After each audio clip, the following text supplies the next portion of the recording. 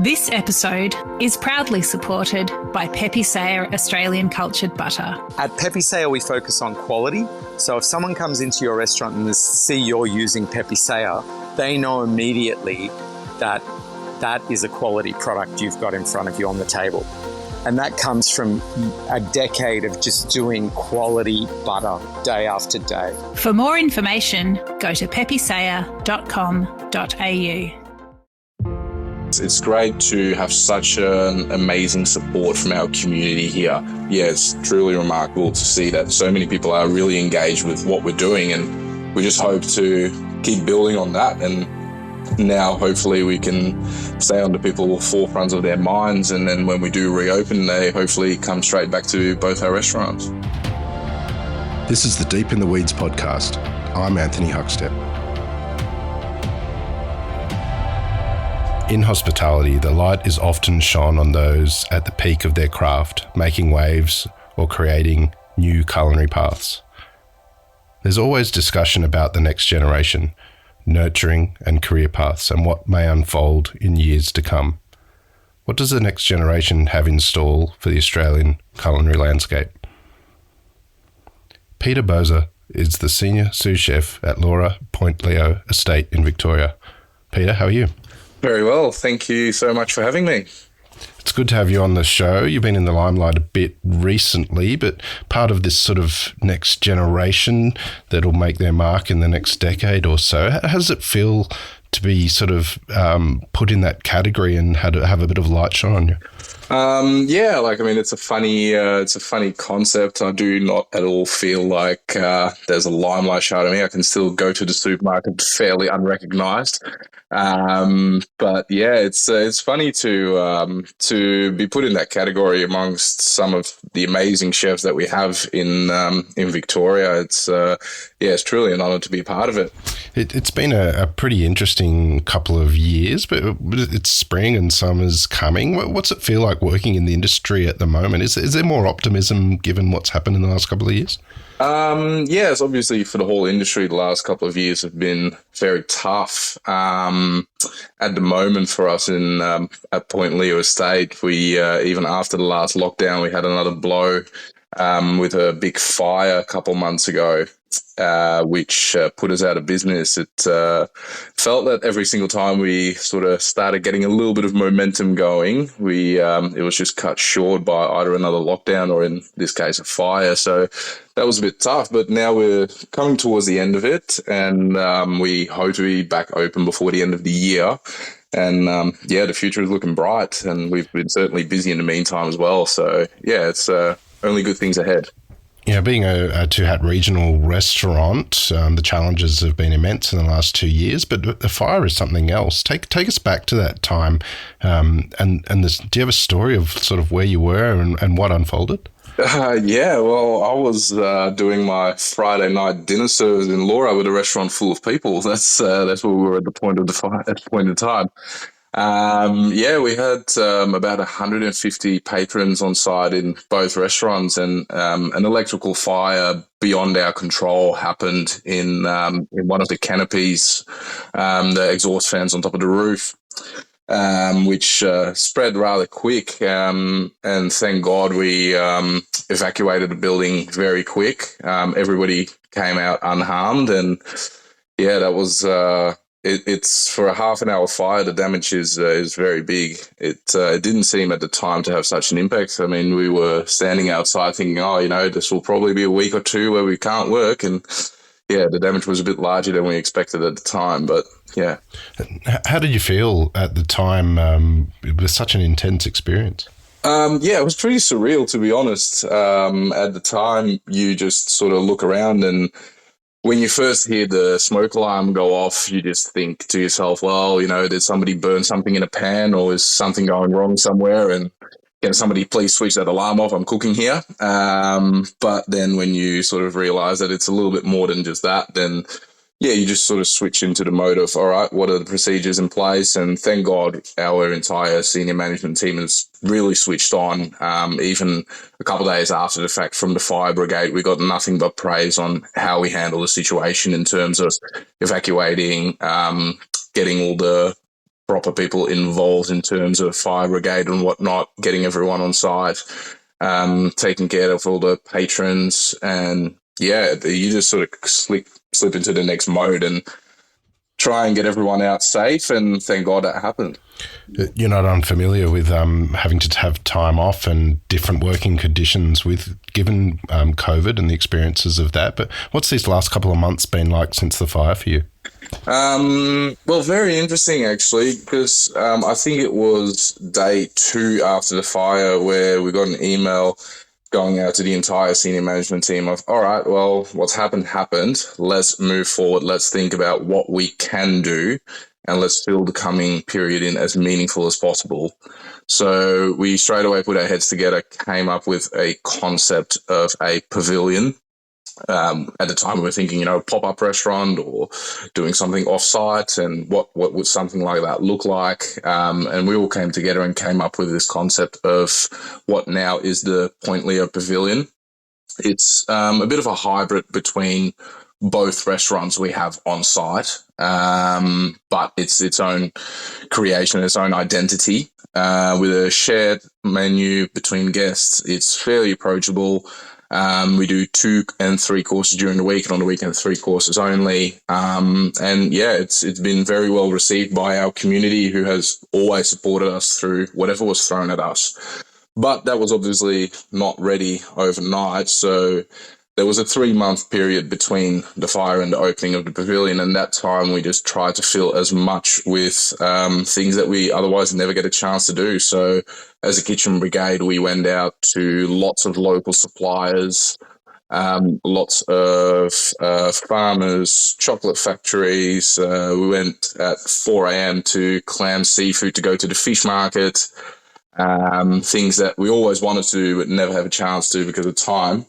The front of the house had extensive wine training, which normally is obviously a course that would cost thousands of dollars, but we were lucky enough to do all that training in-house. And we even did a little bit of community work with a local non-for-profit cafe where we helped them during a bit of a lull in their business. We tried to fill the time as meaningful as possible, which I think we did quite well. Well, I want to explore what you are doing there and sort of what you have planned for the next couple of years as well. But take us back to when you were young. What sort of role did food play in your family? Well, in my family, it wasn't that much of a role, to be honest. I come from a family where, my brother and I were 2 years apart, and my parents just started their own business. So growing up, food was more fuel, and make sure mum has something on the table at 6 o'clock because we're going to soccer practice and we're running around. And it was not really, we weren't really adventuring culinary wise. And then I think when I was about 12 years old, I want a new pair of soccer boots, and my dad said the pair I bought for you half a year ago are just fine. So if you want some, then you're going to have to go and find a job. So I went out and found a job as a kitchen hand in a local restaurant, which turned out was a 2 Michelin star restaurant, which didn't mean much to me at the time, but I heard it was a good place, so I thought I'd just go there. That's sort of where it started. Well, take us back into that kitchen. Where was it, and what were they doing? What were they doing, and what sort of impact did that role have on you? So they are a 2 Michelin star restaurant called the Comprising in the south of Holland, near the Belgian border, just about 5 minutes from where I grew up. And I just wanted to work a bit on Fridays and Saturday nights, a couple of hours washing dishes, and walking into a kitchen like that with so many young chefs, 24-year-old, 25-year-olds who all looked really cool, yelling and shouting at each other and making these amazing creations for a young kid. It's just, you're in another world. And that was probably the moment I realized I want to be one of those guys. Tell us a bit about those early years when you started carving out a career as a chef. What were the real sort of integral moments for you in Holland? Yeah, so our schooling system is slightly different to what is here in Australia. So at the age of 12, 13, and you go to middle school, you can actually choose a profession you're interested in and start going to a culinary school where you do 2 days a week of kitchen training and front of house training. And then the other 3 days a week, you just learn all your maths and English and all those subjects. And then, when going to culinary school at the age of 13, 14, I think I was, learning more about the craft as it is, and still working in the same restaurant, moved on from washing the dishes to washing the salad, was great. And then at that time, I think I sort of formed an idea of where I wanted to go with my career. And I was fortunate enough to work with some great chefs who taught me a lot at the time. I mean, I remember when I wanted to move on from washing the dishes and wanted to work a bit more in the kitchen, and they told me, you know what, if you're a bad kitchen hand, you can never be a good chef. If your area is not tidy, then you'll never be a tidy chef either. So go back in there, clean up the mess, and then come back. So these sorts of small lessons, really stuck to me. So it was an interesting period. Very hard work, but I loved every minute of it. Tell us about your time over in Europe. What was kind of the real sort of integral mentor that you had during that time?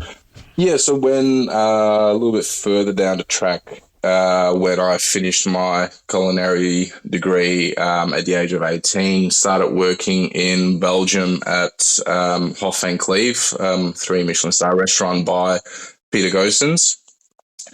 And that was just another level of culinary excellence, I would say. They strive for nothing less than that. It's about a 16 to 18 people kitchen crew for about 30 guests. It's an insane environment to work in. Every morning you come in at 7 o'clock and you put on your work boots and you start running till about midnight. No breaks, no lunches, no nothing, just hard work. And the beauty about their system, and I really love this, was when I came to them for a job, they said they have a system of a commis/chef de partie 2-month period, which means that you can work there for 2 years and you start off, say, in the larder section as a commis for 2 months.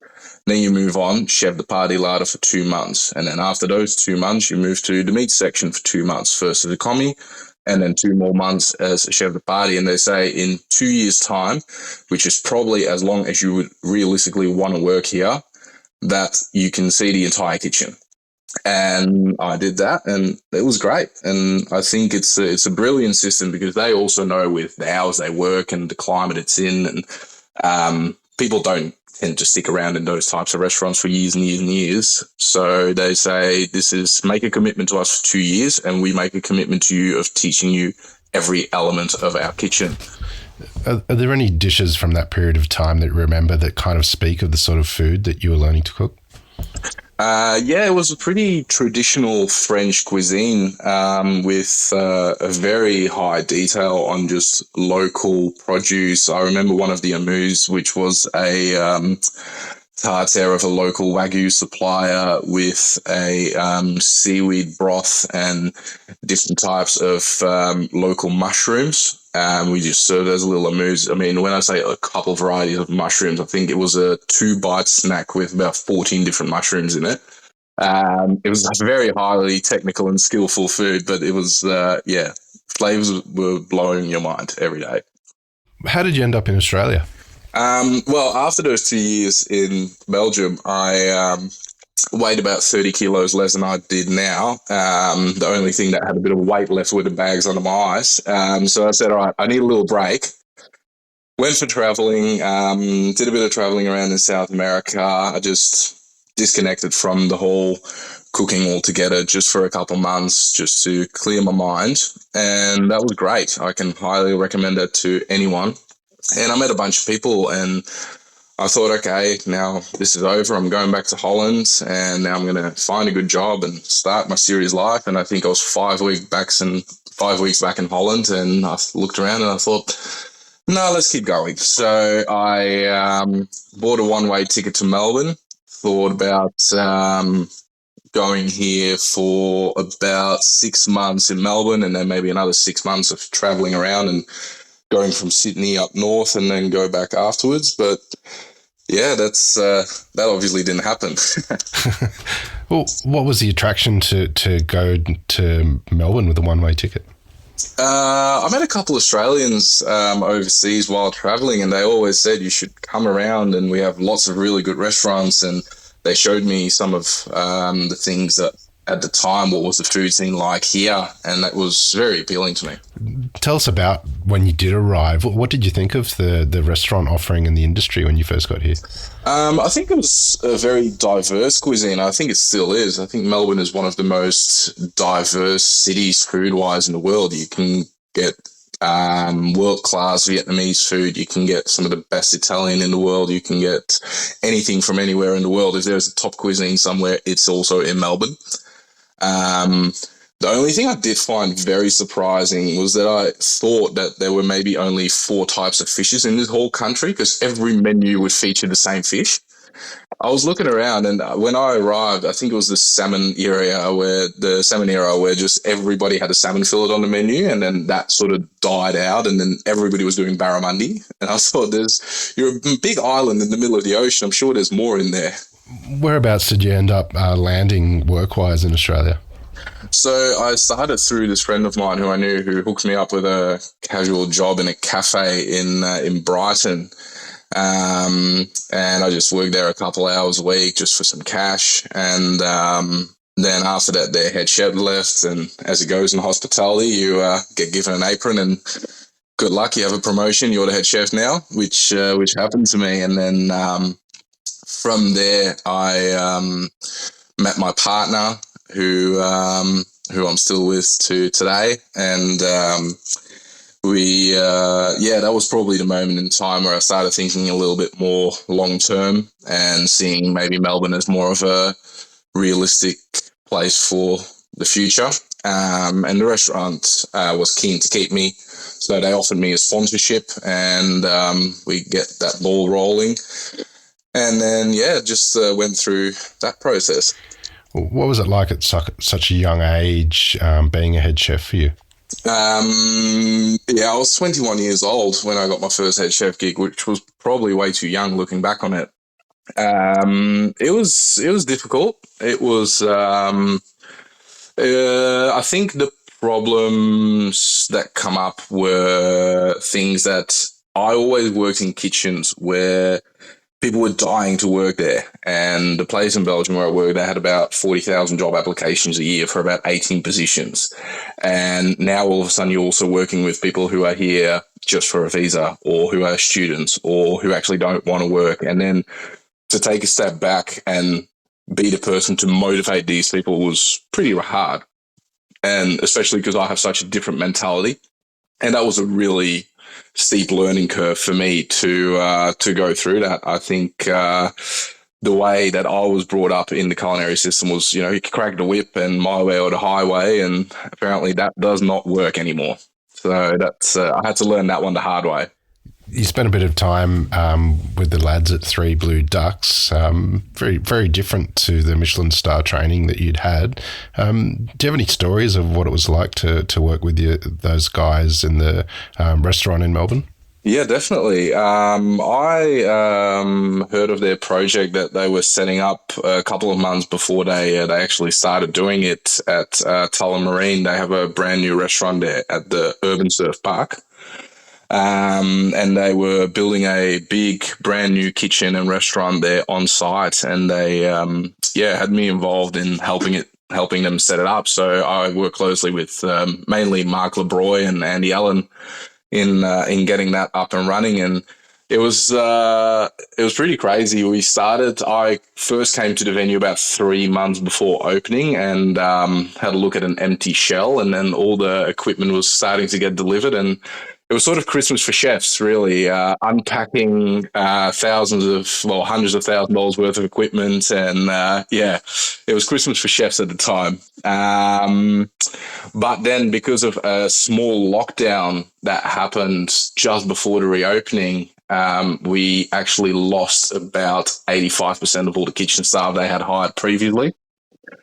So I think it was about 4 days before opening when I got given a list from head office saying, all right, these are the guys that have signed up with us months ago.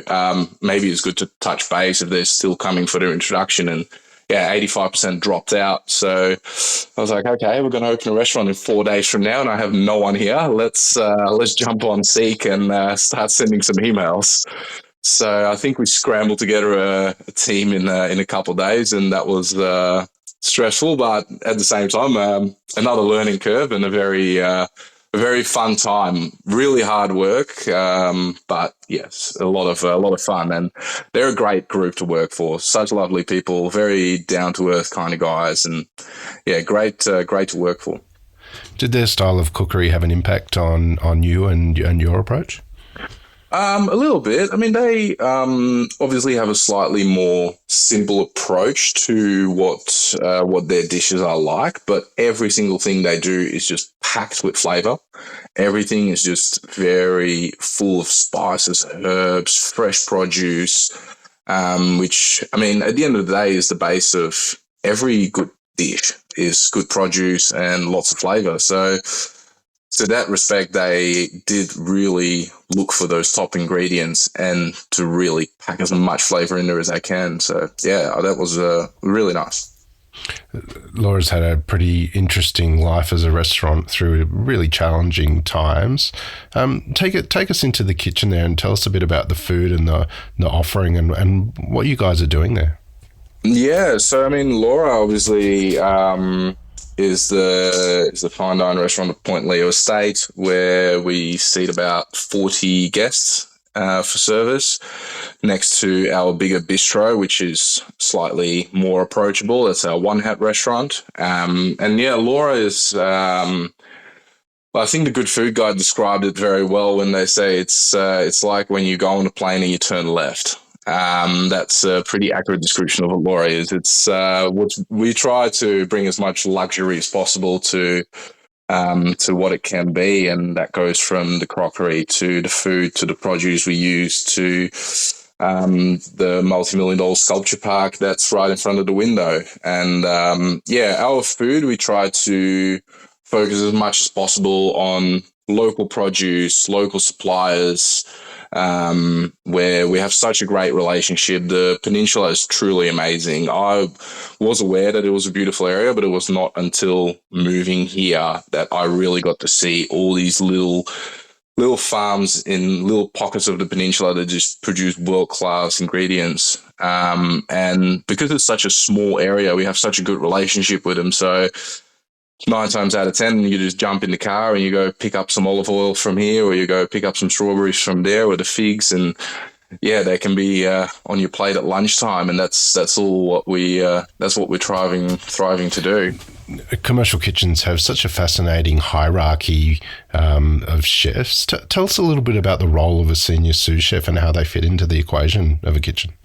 Yeah, so I mean, I work under Joseph Espuga, our culinary director. He is great. He is sort of the mentor who oversees the entire operation at Point Leo Estate. And then as a senior sous chef, you sort of work more the day-to-day operation in Laura. So in terms of I come in the morning, I prep with the other guys and girls in the team and make sure that we're all ready. I do the ordering and make sure that every section in the kitchen is organized and ready for service at 12 o'clock. And in terms of menu development, we work closely together. It can be Joseph and I coming up with ideas together, or him coming up with ideas, and then it's mainly up to me to just trial and error a bunch of recipes until we have it perfect, and then we move on from there. What is it about Australia that kept you here all this time? I mean, my partner would kill me if I say there was anything else in her. So I'm going to say my partner. A combination of my partner, the job opportunities here. It's a great country to be in. It's all round. It's very well organized. It's it's a great place to live. You were a bit humble at the beginning, but you were recognised recently as part of this next generation that we expect to make waves in the next decade. What does that feel like, and where do you see yourself going in the next sort of 5 to 10 years? So it was a couple months ago where Melbourne Food and Wine Festival, they had their 30th birthday. So as a celebration, they did a 30 under 30 chefs in Victoria, and they asked me to be a part of it and be one of the chefs, which is truly an honour to be amongst that. It's still pretty surreal. I don't see myself as an industry leader just quite yet. So to be put amongst people who I do consider those types of people, like you got your Hugh Allen, your Rasheen Cowles, Zachary First. I mean, the names are endless. All these great guys and girls who are doing amazing things in hospitality. And I mean, I hope to just keep doing what I'm doing for now, get better. And I mean, we'll see what the future will bring. I never had too much of a career planned out for myself. I think if I told 18-year-old Peter that he'd be living in the Mornington Peninsula in a couple of years from now, he would probably not believe it. So, I just see what comes my way, and I hope to be a part of the industry for a long time and keep thriving. Well, you certainly had your challenges there at Laura at Point Leo Estate with COVID and the fires, but with the pavilion being launched and the restaurant reopening soon, what's the summer looking like for you guys? We have the pavilion open till the end of the year, and we aim to open just before the end of the year. So it looks like we got a very busy period ahead of us. Now it's going to start shifting the focus a little bit onto what this reopening will look like exactly. We still look for 1 million staff members, such as every other restaurant in the country. So that's definitely something we need to focus on, hire more staff and find out exactly how this new Point Leo and new Laura is going to look when we do reopen. And for the time being, the pavilion is nice. It's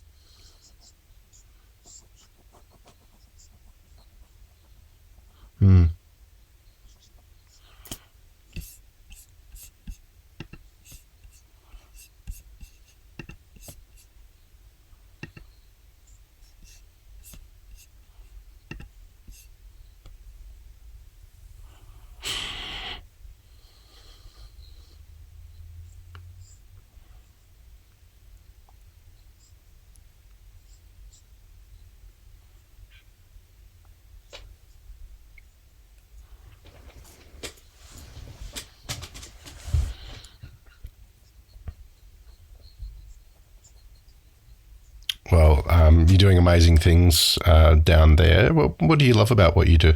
Working for Point Leo Estate is amazing. It's such a beautiful workplace. It's very diverse. I mean, I'm in my little Laura bubble where we have about 5 chefs working for just a small portion of guests, but right next door there is a big bistro where we see up to 150 guests for a day, and then we have the terrace area where people who come to the sculpture park can come in for a quick bite to eat or a bit of lounging.